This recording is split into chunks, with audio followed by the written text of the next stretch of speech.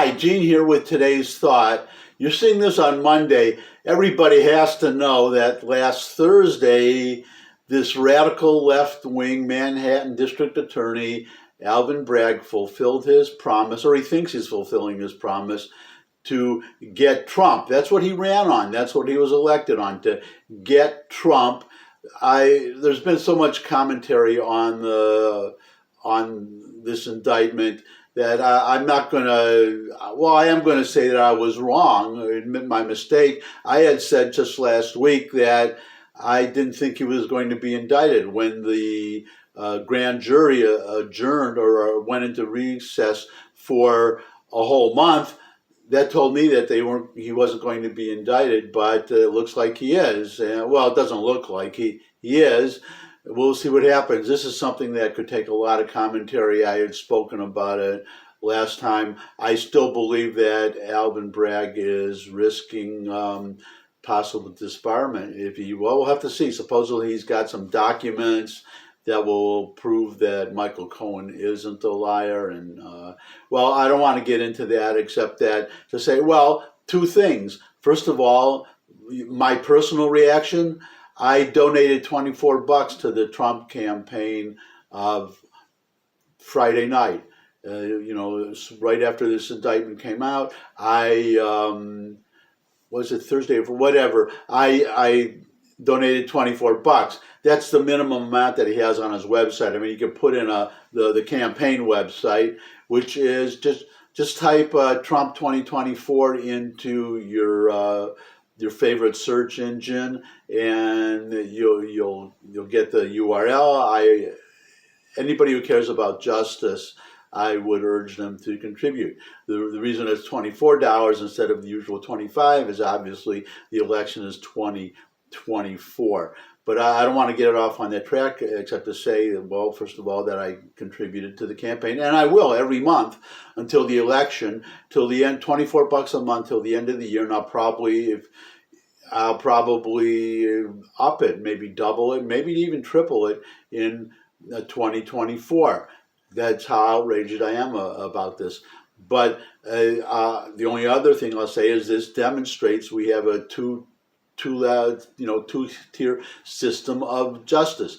This would not be happening to anybody except Donald Trump. Have you ever heard of this? The Manhattan DA, this is why I don't have a lot of hope for this DA to make these charges stick and win the case. He came up with a novel legal theory to prosecute this case.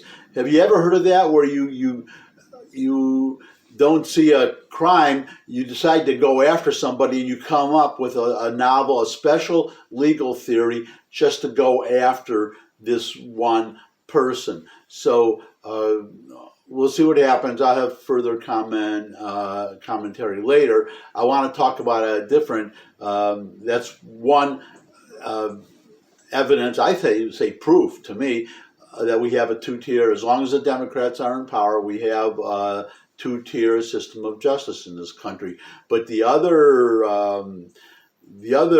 evidence that I want to cite today is they've been going on for the Democrats for 2 years about January 6th, about the insurrection, about the invasion of the Capitol on January 6th, entering a restricted area and destroying public property. That's the crimes for what these people are being charged with, and some people have been in jail for that whole time, over 2 years, without being charged or being held in jail, as if in this country you would get bail. You get bail, you pay bail, and then you're out unless you're a flight risk. And saying that all these people are flight risks, that's just ridiculous. And by the way, the QAnon shaming the guy with the horns, he was just released from prison, and he's in a halfway house now because they know, thanks to the videotapes that were the security footage that was released, that they know the whole thing is ridiculous, but we still have all these other people in jail. But getting off on a track again, what I want to talk about today is they've gone on and on about this. Well, we've had, if that's an insurrection, we just had three of them 3 insurrections. Which if you haven't heard of them, that's because the mainstream news is not reporting it.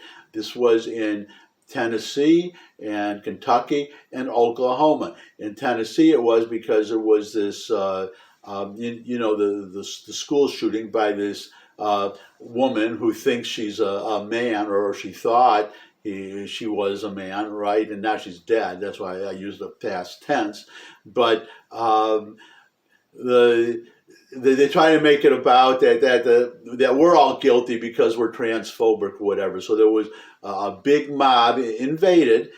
That's the term you have to use, an insurrection in the Tennessee state capitol. I'm going to show you footage of that. And, well, here it is. Here's the footage of the, well, you know what? I'll show you all of them at the same time, and just so you can just get them all at once. So that's Tennessee. You'll see that. You're going to see, well, I'll put them in alphabetical order, okay? So you're going to see Kentucky first. So Kentucky, the same thing, a mob invading the Capitol about, I'm sorry, the Tennessee, yeah, it was this woman who thinks she's a man, right, who suffers from gender dysphoria. But what the issue was about gun control. They were calling for demanding gun control. That was, which is interesting because Tennessee just passed a law, a constitutional carry law, permitless carry. And actually North Carolina is about to enact the same law. The legislature, or Republican legislature, overrode a veto by the Democratic governor. So it's moving forward on all fronts. Anyways, that mob was mounting an insurrection about gun control. Now in Kentucky and Oklahoma, it was about trans rights, about that where suddenly trans lives are in danger. Even though this woman who thinks she's a man was the shooter. She wasn't a victim, she was the shooter. That's how crazy our friends on the left are, and we see how violent they are, and we can see how, because it was just a mob that stormed the Capitol. And notice the police. The police were polite, let them through. They tried to block them, but none of the kind of violent attacks. Nobody was shot like Ashley Babbitt was. So different treatment there between at the federal level and at the local level. But anyways, too much ado explanation. So watch the videos.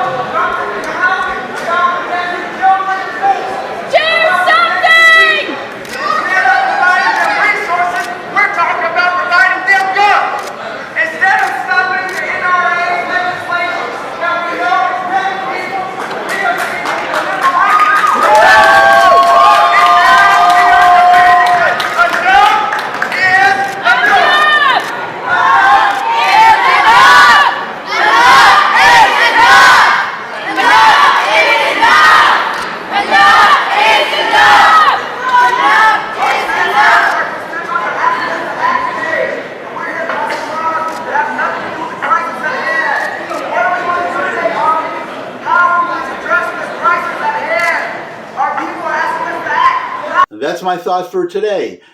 You just saw the footage. Is the news media, the mainstream media, are they talking about this? Are they giving it the kind of publicity that January 6th got? And they don't have to give the same amount of publicity. They don't have to go on for months and months about it because it was state capitals, but 3 of them by the left. But that's, I guess, I said 2-tier system of justice. We have a 2-tier system of news reporting too, at least among the mainstream media. They just bury these stories, just like they're trying to bury the payments of millions of dollars to the Biden family from the Chinese government. And we'll see. I would be, put it this way, I would be surprised if Biden is not impeached just for willfully violating our immigration laws. That's an impeachable offense right there, I think. But you have this payment from the Chinese. That's only one deal. There are 11 more, and we'll see what happens. We'll just have to see what happens. But the reason I bring it up now is I look forward to seeing how the media try to bury the story, because if the House indicts and the Senate has no choice, they have to hold the trial, and all Senate business stops during the trial. And we saw how the Trump impeachments, the airplay that they got. So we'll see what happens. I hope we'll see what happens, because I hope he gets impeached. I'll be very frank about that. And then we'll have to see what happens. I'm not looking forward to a Kamala Harris presidency. So I don't know.